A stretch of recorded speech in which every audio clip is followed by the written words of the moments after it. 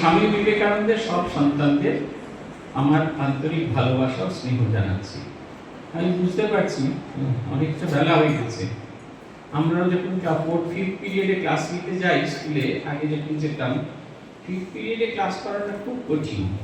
কারণ সদ্য mid day meal খেয়ে আসা ছেলেপুলেরা বেশিরভাগই নিদ্রাবিমুক্ত হয়, আর না হলে কোনো জায়গায় গিয়ে একটু ফ্যাশন দিয়ে ঘুমাবে বলে বাথরুমে যায়। যে গণ বাথরুমে যাওয়া শুরু হয়েছে, এটা তার পরিচয়। আর ভালো লাগছে না, এবার ছেড়ে দাও। আমরাও চেষ্টা করবো দ্রুত যাতে ছেড়ে দেওয়া যায়। আমার বলার বিষয়বস্তু হচ্ছে বর্তমান যুব সমাজের প্রতি স্বামীজির বার্তা, অর্থাৎ স্বামী বিবেকানন্দের বার্তা। কেন স্বামীজির কথা শুনবো, স্বামীজির মতো মহাপুরুষদের কথা কেন শুনবো, এটা হচ্ছে প্রথম কথা। বার্তা তো অনেক পরে, শুনবো কেন, এটা আমাদের জীবনে কতটা প্রভাবিত করে সেইটা জানাটা আমাদের খুব জরুরি। আচ্ছা, আপনারা নিজেদের মধ্যে যদি গল্প করতে থাকেন, আমি কি গল্প করবো বলুন তো? আপনি তো বয়স্ক, আপনি কেন ওদের সাথে গল্প করছেন? এই আমাদের মহাপুরুষদের ভূমিকা কি আমাদের জীবনে, এটা আমাদের জানা খুব জরুরি। আমেরিকায় একটা নিলাম ঘরে জানেন, একবার একটা বেহালা এলো বিক্রি হওয়ার জন্য। সেখানকার একজন বিখ্যাত বেহালা বালক, তিনি মারা গেছেন। তার সব জিনিসপত্র একে একে বিক্রি হতে আরম্ভ করেছে। জামা কাপড়, প্রাইস যা ছিল বিক্রি হতে হতে বেহালাটা ছাড়া কিচ্ছু বিক্রি হবার নেই। বেহালাটা জীর্ণ হয়ে গেছে, দীর্ঘদিন বাজানোর ফলে তার রং চটে গেছে, কিন্তু ইনট্যাক্ট আছে জিনিসটা, কিন্তু কোথাও ঠুকে গেছে। কেউ ওই বিবর্ণ বিচ্ছিরি বেহালাটা নিতে চাইছে না। অথচ নিলাম ঘরে একটা টেবিলের উপর রাখা আছে, দাম উঠেছে তার $100। মানে এই দাম দিলে তবে এটা ছাড়া হবে। একে $10 বেশি দাম কিছুতেই উঠছে না। আর শিল্পী স্ত্রী মাথায় হাত দিয়ে বসে আছেন, যদি $100 না পাওয়া যায় তাহলে এবারে শীতে তাদের আর গরম জামা কাপড় কেনা হবে না। এমন এক সময় এক ভদ্রলোক এলেন। তিনি এসে বেহালাটি হাতে তুলে ধরলেন, মা দিলেন, তারপর বাজাতে শুরু করলেন। তিনি বাজাচ্ছেন, সমস্ত নিলাম ঘরের মানুষজন যারা এদিক ওদিক সেদিক তাকিয়েছিল সবাই মুখ ফেরাতে শুরু করলো। আস্তে আস্তে একটি দুটি করে মানুষ ওই বেহালার সামনে এসে দাঁড়ালো। তিনি বাজিয়ে চলেছেন, আর সবাই হাঁ করে অবাক বিস্ময়ে সেই বাজনাটা শুনছেন। শুনতে শুনতে শুনতে শুনতে তারা সম্পূর্ণ মোহিত হয়ে গেছে। নিলাম ঘরের যে পরিত্যক্ত যে টেবিলটা ছিল, সেটা জনসমাগমে পূর্ণ হয়ে গেছে। সেইখানে দাঁড়িয়ে তিনি বাজনা শেষ হতে ঠিক যেমন ভাবে এসেছিলেন তেমনি বেহালাটা রেখে দিয়ে চলে গেলেন। কিন্তু $100 যে বেহালার দাম $10 উঠছিল না, সেটার দাম $1000। এই মহাপুরুষদের কাজ হচ্ছে এই, আমাদের ভেতরে যে সুর, তাল, লয়, ছন্দ, বর্ণ, মান এগুলো আছে, এটা আমাদের জানা। আমাদের ওখানে মনসারী বাড়ি যেখানে ছিলাম, সেখানে খুব অদ্ভুত অদ্ভুত কায়দায় যুব সম্মেলন হতো। প্রত্যেক যুব সম্মেলনে আমাদের সাধুদের মাথায় বদবুদ্ধিগুলো বেরিয়ে আসতো। একবারের হলো যে সব ছাত্রছাত্রীদের স্কুলে বলা হলো এবারের আলোচনার বিষয় হচ্ছে আত্মবিকাশ। এই বিষয়ে ছাত্রছাত্রীদের প্রত্যেককে বলতে হবে, এবং তার জন্য প্রশ্ন ওই ঢোকার সময় দেওয়া হবে। যথারীতি তারা যখন আত্মবিকাশ দেখেছে টপিক, প্রেমেশানন্দজি মহারাজ একটি বই আছে, সেটি প্রায় 125 কপি বিক্রি হয়ে গেল আমার। কিন্তু কেউ জানে না বিষয়বস্তুটা কি। যখন সবাই ঘুরছে, সবার হাতে একটা করে চিপ দেওয়া আছে, তাতে 4টে করে প্রশ্ন রাখা আছে। তুমি কি সমাজসেবা করো? Yes or no. যদি করো কেমন করে করো, যদি না করো কেমন করে করার পরিকল্পনা করছে। আর স্বামী বিবেকানন্দের জীবন ও বাণী তোমার জীবনে কিরকম ভাবে প্রভাবিত করে সেটা বলো। সবাই সেই একই রকমের উত্তর, এই কিভাবে করে সমাজসেবা, এই ক্লাসরুম পরিষ্কার রাখছি, বারান্দা পরিষ্কার রাখছি, ভাই বোনকে নিয়ে পড়াতে বসেছি, এর বাইরে আর কিছু কিন্তু আসে না। একটি মুসলিম কন্যা উঠে বললেন যে আমি প্রত্যেকবার পরীক্ষার সময় 4টে করে অতিরিক্ত কলম নিয়ে আসি। যদি কারণ পরীক্ষা দিতে দিতে কলম খারাপ হয়ে যায়, আমি তাকে সেই কলমটি সাহায্য করি। এটাকে যদি আপনি বলেন সেবা, তাহলে নিশ্চয়ই সেবা। আরেকটি ছেলে বললেন, বুড়ো দাদু, তিনি যাচ্ছিলেন স্কুল যাওয়ার পথে, সে দেখলো দাদুকে এক জায়গায় বসে আছে, সাইকেল ধাক্কা মেরে ফেলে দিয়ে চলে গেছে। দাদুটি বিভিন্ন জায়গায় হাত পা ছড়ে গেছে। সেই দাদুকে নিয়ে গিয়ে প্রাথমিক স্বাস্থ্য কেন্দ্রে গিয়ে প্রয়োজনীয় চিকিৎসা করে স্কুলে যেতে একটা পিরিয়ড তার নষ্ট হয়েছে। এটাকে যদি আপনারা সেবা বলেন, তাহলে অবশ্যই আমি সেবা করি। এই দেখুন, এগুলো কিন্তু সেবা, প্রত্যেকটাই সেবা। আমরা স্বীকৃতি দিই না দিই। এই যে মা জল নিয়ে আসছেন পুকুর পাড় থেকে, আমি দৌড়ে গিয়ে জলের বালতিটা নিয়ে চলে এলাম। রোজই মা সবজি কেটে রান্না করে তৈরি করে, রবিবার ছুটির দিন আমি মায়ের সঙ্গে বসে সবজিগুলো কাটলাম। এগুলো কিন্তু সেবা, এর জন্য কোনো ট্যাগলাইন লাগে না, কিন্তু এই সেবাগুলো করার যে মনোবৃত্তি আমার ভেতরে আছে, ওই প্রদীপটা যে জ্বলছে, আমিও সেই যে অমৃতের সন্তান, আমার ভেতরেও সেই যে অনন্ত শক্তি আছে, এইটা সম্পর্কে আমরা অবহিত নই। মহাপুরুষ আসেন তার জীবনচর্চা, তার বাণী দিয়ে, তার শব্দ দিয়ে আমাদের মনের ভেতরে আগুনটাকে দেখতে সাহায্য করেন। ওই আবরণটা, যেটা ঢাকনা দেওয়া আছে, সেই আবরণটাকে খুলে দেন, টেনে হিচড়ে খুলে দেন।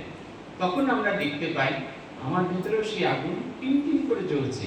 একটু যদি শলাকাটা তুলে দিই তাহলে সেটা দাউ দাউ করে জ্বলবে।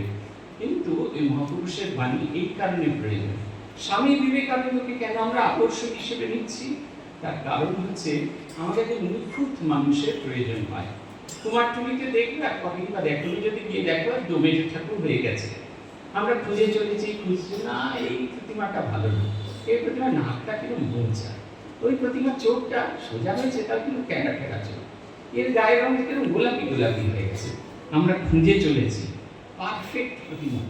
দেখা মাত্রই যে প্রতিমাটিকে দেখেই মনে হয় এটি দেবীর মতো, আমাদের কল্পনার সঙ্গে যুক্ত হয়, সেই প্রতিমাটি বায়না করে কিনে নিয়ে আমরা চলে যাই। স্বামী জীবনের আমাদের perfect Pratima, from top to bottom, উপর থেকে নিচ অব্দি কোনো জায়গায় তার খুঁত খুঁজে পাওয়া যাবে। সেই কারণে স্বামী বিবেকানন্দকে আমাদের প্রয়োজন। তাই তাঁর বার্তা, তিনি আগামী দিনের যুবকদের জন্য যে বার্তা দিয়ে গেছেন, যে ইচ্ছা প্রকাশ করে গেছেন, সেটি খুব দামি। স্বামীজির কি উদ্দেশ্য ছিল, কেন তিনি পৃথিবীতে এলেন, এই কথা স্বামীজি লিখছেন। স্বামীজির দুটো গ্রন্থ তোমাদের যদি সম্ভব হয় পড়বে। একটি হচ্ছে স্বামীজির পত্রাবলী, আর দুই হচ্ছে স্বামী শিষ্য সংবাদ। স্বামী শিষ্য সংবাদগুলো চলমান বিবেকানন্দকে দেখা। আমরা বিবেকানন্দ মানে বুঝি এইরকম ধ্যানস্থ, নাকের গোড়ায় চোখটি দিয়ে বসে আছে, বড় যারা এমনি করে বাড়ির তোমরা দেখো এরকম। এর বাইরে একটা বিবেকানন্দ আছে, যে মানুষটা চলে ফিরে হাঁটে, অন্যের দুঃখে কষ্ট পায়, মজা করে হি হি করে হাসে। আউট্রম ঘাটে যে লোকটা চানা খেয়ে ঘটি গরম খেতে খেতে শিষ্য শরৎচন্দ্র চক্রবর্তীকে হাতে দিয়ে বলে, দেখ কি সুন্দর খেতে, কি দারুণ তৈরি করেছে। আবার গ্রহণের দিন শিষ্যকে বলে, আমার জন্য রান্না করে দিন, একবারে ঝাল ঝাল ঝুল ভাত দিবি, ঝোল ভাত, এই খাবেন তিনি। এই যে চলমান বিবেকানন্দ, হাঁটছেন, চলছেন, তাকাচ্ছেন, ভুগছেন, এই বিবেকানন্দকে জানা আমাদের খুব জরুরি। বিবেকানন্দ ছবির পাতা থেকে আমাদের জীবনের পাতায় যতক্ষণ না নেমে আসবে, ততক্ষণ পর্যন্ত কিন্তু এই সম্মেলনগুলো খুব সার্থক হবে না। ততক্ষণ পর্যন্ত আমরা তার বার্তা বুঝতে পারবো না। মানুষটা কিন্তু চিনি না, মানুষটাই তো আমাদের কাছে অচেনা। মানুষটা খালি 22 জানুয়ারি একবার করে খুলি, আবার কোনো যুব সম্মেলনে আরেকবার করে খুলি, আর তো মানুষটাকে চিনি না। আর রোজ একটা করে মা দেখে ফুল দিয়ে, আমি একটা করে ফুল দিয়ে, বেশ ওই হয়ে গেল। স্বামী বিবেকানন্দ তা নয়। স্বামী বিবেকানন্দ সাক্ষাৎ জীবন ব্রত, নিজেকে কি করে কাস্ট করতে হবে, সেই উষাটা তিনি আমাদের কাছে দিয়ে গেছেন। এইটা পড়ার জন্য স্বামী শিষ্য সংবাদ পড়া জানা দরকার। স্বামী শিষ্য সংবাদ এমনভাবে লেখা, যেখানে শিষ্য এবং স্বামী কনভারসেশনের মধ্যে দিয়ে সেটা পড়া হয়ে চোখ বন্ধ করলে যেন দেখা যায় বিধবাদের কষ্ট পাচ্ছেন, জিসি এসে মজা করছেন, অমুক বাড়িতে অমুকে কষ্ট পেয়েছে, কি হয়েছে। আবার বিধবা বিবাহ নিয়ে যারা বিধবাদের সম্পর্কে যারা বলতে এসছেন, তাদের স্বামী বিবেকানন্দ উপহাস করছেন, সেই উপহাস করা বিবেকানন্দকেও দেখা যায়। আর চিঠি কেন জরুরি? কারণ চিঠি হচ্ছে এমন একটা মিডিয়াম, যেখানে আমি নিজেকে উজাড় করে দিই, নিজেকে আমি ওপেন করে দিই, খুলে দিই। দেখবেন আপনি সহজে আই লাভ ইউ, তোমায় ভালোবাসি কথাটা বলতে পারি না, কিন্তু যাওয়া আসার পথে চুপ করে একটা চিরকুট ধরিয়ে দিলেন, সেই চিরকুটের মধ্যে 3টি শব্দ লেখা আছে, আই লাভ ইউ। একই রকম সুবাস, একই রকম সৌন্দর্য। স্বামীজির চিঠি এই কারণে খুব পড়া জরুরি। সবাইকে যে ইংরেজি পড়তে হবে তা নয়, কিন্তু মূল ভাষায় পড়লে যেটা হবে, ভাষার যে এসেন্স সেটা পাওয়া যাবে। গোলাপ ফুল যখন আপনি গাছের থেকে তুলে শুনছেন, তখন তার এসেন্স একরকম, কিন্তু সেই ফুলগুলোকে সব একসঙ্গে নিয়ে অ্যাসর্টেড করে যখন এরকম স্তবক বানানো হয়, তার সুবাসটা আলাদা। সেই সব মিলিয়ে মিশিয়ে একরকম হয়ে যায়। সেই কারণে আসলটা পড়তে পারলে খুব ভালো, আসল না পড়তে পারলেও এত শক্তিশালী যে অনুবাদক কখনো সে পেরিয়ে যাননি। স্বামীজির কি উদ্দেশ্য ছিল, কেন তিনি এই জন্মগ্রহণ করেছিলেন, পৃথিবীতে এসেছিলেন, তার কি উদ্দেশ্য ছিল সেটা তিনি তার চিঠিতে লিখছেন। এই চিঠিটি তিনি লিখছেন হরিদাস বিহারীদাস দেশাইকে। আমি একেবারে মূল শব্দগুলি ব্যবহার করার জন্য এই বইটি সঙ্গে করে নিয়ে এসেছি। এটি স্বামী বিবেকানন্দের বাণীয় রচনা 6ষ্ঠ খণ্ড থেকে নেওয়া। চিঠির সংখ্যা হচ্ছে 78। চিঠি ইংরেজিতে লেখা, এটি বাংলা অনুবাদ হয়েছে। চিঠিটি তিনি লিখছেন শিকাগো শহর থেকে 29 জানুয়ারি 1894 সালে। তিনি বলছেন, এই বিপুল সংসারে আমার ভালোবাসার পাত্র যদি কেহ থাকেন তবে তুমি আমার মা। তথাপি এ বিশ্বাস আমি দৃঢ়ভাবে পোষণ করে আসিতেছি এবং এখনো করি যে যদি আমি সংসার ত্যাগ না করিতাম তবে আমার মহান গুরু পরমহংস শ্রীরামকৃষ্ণদেব যে বিরাট সত্য জগতে প্রচার করতে অবতীর্ণ হইয়াছিলেন তাহা প্রকাশিত হইতে পারিত না। আর তাহা ছাড়া যে সকল যুবক বর্তমান যুগের বিলাসিতা বস্তুতান্ত্রিকতার তরঙ্গাবির্ভাব প্রতিহত করিবার জন্য সুদৃঢ় পাষাণ ভিত্তির মতো দাঁড়াইয়াছে, তাহাদেরই বা কি অবস্থা হইত। ইহারা ভারতে বিশেষ করিয়া বাংলার অশেষ কল্যাণ সাধন করিয়াছে। আর এই তো সবে আরম্ভ। প্রভুর কৃপায় ইহারা এমন কাজ করিয়া যাইবে যাহার জন্য সমস্ত জগৎ যুগের পর যুগ ইহাদিগকে আশীর্বাদ করিবে। সুতরাং একদিকে ভারত ও বিশ্বের ভাবি ধর্ম সম্বন্ধীয় আমার পরিকল্পনা এবং যে উপেক্ষিত লক্ষ লক্ষ নরনারী দিন দিন দুঃখের তমময় গভীরে ধীরে ধীরে ডুবিতেছে, যাহাদের সাহায্য করিবার কিংবা যাহাদের বিষয়ে চিন্তা করিবারও কেহ নাই, তাহাদের জন্য আমার সহানুভূতি ও ভালোবাসা। অন্যদিকে আমার যত নিকট আত্মীয় স্বজন আছেন তাহাদের দুঃখ দুর্গতির হেতু হওয়া এই দুইটির মধ্যে প্রথমটিকে আমি আমার ব্রতরূপে গ্রহণ করিয়াছি। বাকি যাহা কিছু তাহা প্রভুই সম্পন্ন করিবেন। হরিদাস বিহারীদাসকে বলছেন, আমার মা আমার সবচেয়ে প্রিয়জন। আমাদের কাছে আমার মা সবচেয়ে প্রিয়জন, কিন্তু তার চেয়েও বড় হচ্ছে আদর্শ। সমস্ত কিছুর ঊর্ধ্বে হচ্ছে আদর্শ। সেই আদর্শটা কি না, একদল যুবক তাদের সহায়ক হওয়া। তারা কি করছে? তারা এই দরিদ্র দীন দুঃখী মানুষদের হিতের জন্য কাজ করছেন। সেই মানুষগুলো কি বলছেন?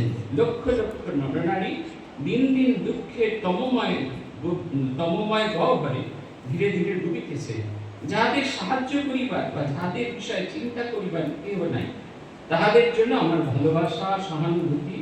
আর অন্যদিকে এইটা হচ্ছে প্রকাশ করা, সহানুভূতি প্রকাশ করা।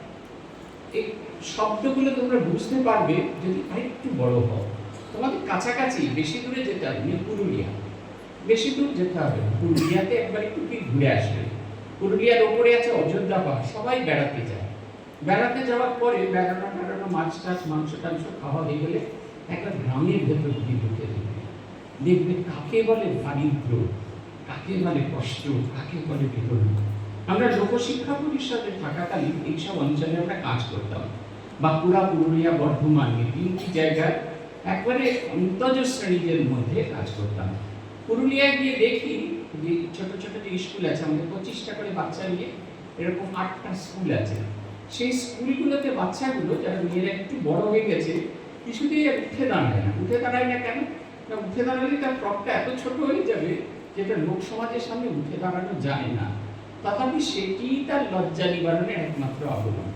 সকাল 9টায় খেতে দেওয়া হয়েছে, ভাত খাচ্ছে মেয়েটি, এরকম বড় এক ডাল ভাত, তার ভিতরে গরম মুসুর ডাল, তার সঙ্গে একটু মুখ সেদ্ধ আর একটু পেঁয়াজ কেটে একটুখানি ঘষে দিয়ে দেওয়া আছে। ভালো লাগছে না শুনতে, দেখো সব ভালো ভালো কথা আমাদের শুনতে ভালো লাগে। এই কোথায় যাচ্ছিস রে? পর্দার পেছনে ছেলেটি ধরে নিয়ে, এই কোথায় যাচ্ছিস? শোন না, কাছে আয়। ভালো লাগছে না এই কথাটা? বস বস, বাইরে কিচ্ছু নেই, সব এখানে, বস না। ওই অত ভালো লাল চেয়ার রয়েছে, বস বস বাবু বস। বাথরুমে পরে চলে জোর পেয়েছে, যা বলিস ভয় বলছে। আমরা গিয়ে দেখছি সে 5 বছরের বাচ্চা, সে খেতে বসেছে, তার অন্য কোনো দিকে তাকানোর সময় নেই। কেন? তার আগের দিন বিকেল 3টের সময় খেয়েছে, আবার পরের দিন সে সকালবেলা খাচ্ছে। আমরা যারা রোজ সকাল সন্ধ্যে সকাল স্কুলে যাওয়ার আগে সকালবেলা মা ধাক্কা দিয়ে মুড়ি টুড়ি কিছু খাইয়ে দেন, স্কুলে যাওয়ার আগে ধাক্কা দিয়ে ভাত ডাল তরকারি খাইয়ে দেন, স্কুলে এসে ঘন্টা পড়তে মিড ডে মিলে চলে যাই, বিকেলে বাড়িতে গিয়ে কিছু মুড়ি টুড়ি খাই, রাত্রিতে ঘন্টা পড়লেই খেয়ে নিই, তারা কিন্তু আমরা এই কষ্টটা অনুভব করতে পারবো না।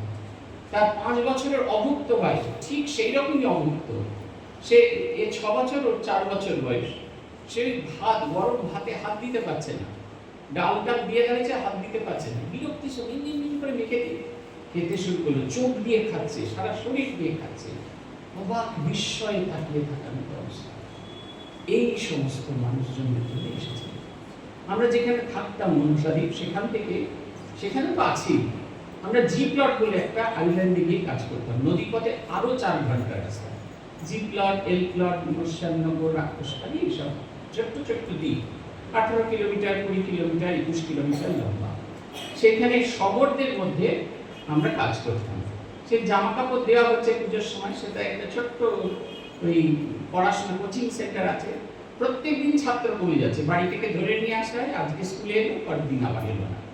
সে একটি ছাত্র এলো, সে একটি গামছাও নাই, কিছু কাপড় গলায় দিয়ে বাঁধা, পুরো নানপুরে, তোরটাই বলে কিছু নেই, আর তার গা দিয়ে এখান থেকে মাঝে কাঁকড়া বেরোচ্ছে, সে কাঁকড়া ধরছে, রোজ 50টা কাঁকড়া দিতে পারলে 25 টাকা, 100টা কাঁকড়া দিতে পারলে 50 টাকা। কেন সে স্কুলে আসবে?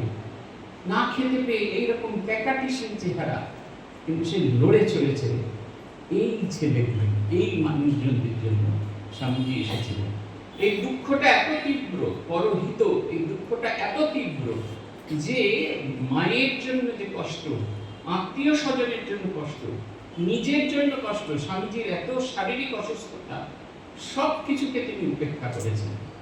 আগামী দিনের ছেলেদের কাছে বার্তা বয়ে নিয়ে যাওয়া। কি বার্তা? They alone live who live for others, সেই একমাত্র বেঁচে আছে যে অন্যের জন্য বাঁচে, আর বাকিরা কি? তারা মৃতবৎ, ডেড। এই কথাটা বলতে চাইছেন স্বামীজি। অন্যের বেদনা বোঝো, অন্যের কষ্ট বোঝো। আমাদের এই যে স্যার বললেন বিদ্যা মন্দিরে পড়েন, আমাদেরও সব যে স্কুল, আবাসিক স্কুলগুলো আছে, সেখানে 5টা প্রতিজ্ঞা করতে হয় ছাত্ররা যখন পড়তে আসে। প্রথমটা হচ্ছে ভালো করে লেখাপড়া করব, দ্বিতীয়টা হচ্ছে সত্য কথা বলবো, সত্য জীবনযাপন করবো, তৃতীয় হচ্ছে শরীরের যত্ন আদি করবো, চতুর্থ হচ্ছে সংঘবদ্ধভাবে কাজ করব, পরীক্ষার হলটি বাদ দিয়ে, আর 5 নম্বর হচ্ছে সবার প্রতি, সঙ্গের যত পৃথিবীর যেখানে যত মানুষ আছে, এই গোষ্ঠীভুক্ত, রামকৃষ্ণ গোষ্ঠীভুক্ত তথা সারা পৃথিবীর মানুষ সকলের সঙ্গে ঐক্যবদ্ধভাবে থাকবে। এই 5টি প্রতিজ্ঞা আগুনের সামনে করতে হয়। স্বামী বিবেকানন্দের ভাবগুলি এর মধ্যে দিয়ে দেওয়া হয়েছে আগামী দিনের যুবকদের কাছে। তাই স্বামী বিবেকানন্দের বলছেন যে আমি এদের জন্য কাজ করছি, এদের ভেতরে, এবং তিনি আমার সঙ্গে আছেন। তিনি শব্দ অর্থ হচ্ছে এখানে শ্রীরামকৃষ্ণ বা ঈশ্বরীয় শক্তি। আমরা যখনই ভালো কাজ করব, ঈশ্বরীয় শক্তি আমার ভেতরে যে ঈশ্বরীয় শক্তি, সেটা জাগ্রত হবে, সেটা আমাকে ভালো কাজ করতে প্ররোচনা দেবে। তিনি যে আমার সঙ্গে আছেন সে বিষয়ে আমি নিঃসন্দেহ। আমি যতক্ষণ খাটিয়ে আছি ততক্ষণ কেউ আমাকে প্রতিরোধ করতে সমর্থ হইবে না, কারণ তিনি আমার সহায়। তাহলে আগামী দিনের যুবককে কাজ করার জন্য আরো একটা গুণের কথা বলছেন, খাঁটি থাকার কথা। তোমার ভেতরে যেন এতটুকু ভেজাল না থাকে, একেবারে খাঁটি জিনিস। আজকাল সবাই খাঁটি জিনিসের জন্য ছোটাছুটি করছে, খাঁটি আটা, খাঁটি তেল, হ্যাঁ, খাঁটি বাদাম, সব খাঁটির জন্য চেষ্টা করছেন।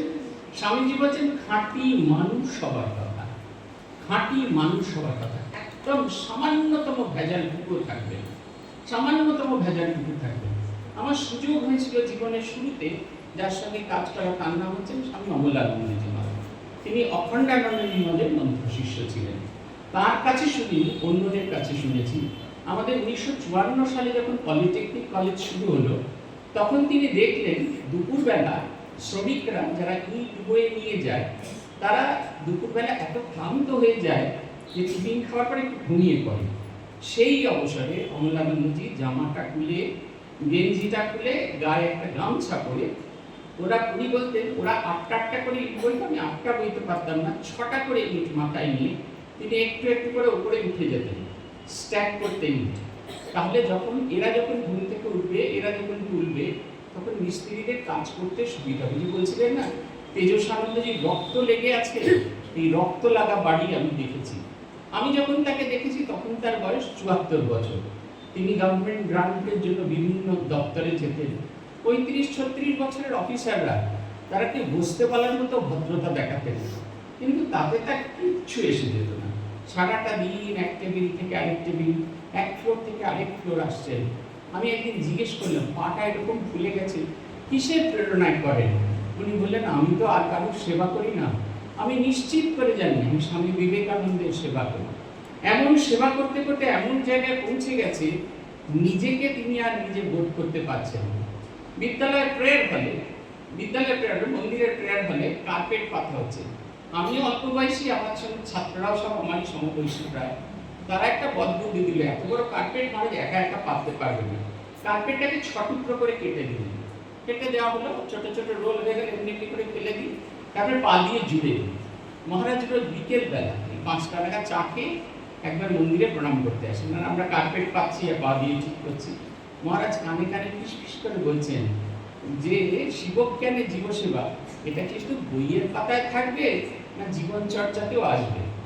করে তাকিয়ে আছি, শিবজ্ঞানের জীবসেবার সঙ্গে কার্পেট পাতার কি সম্পর্ক? উনি বলছেন এই কার্পেটে বসবে কারা? ছাত্ররা কারা? বলছেন নারায়ণ। আমি বলছি নারায়ণ?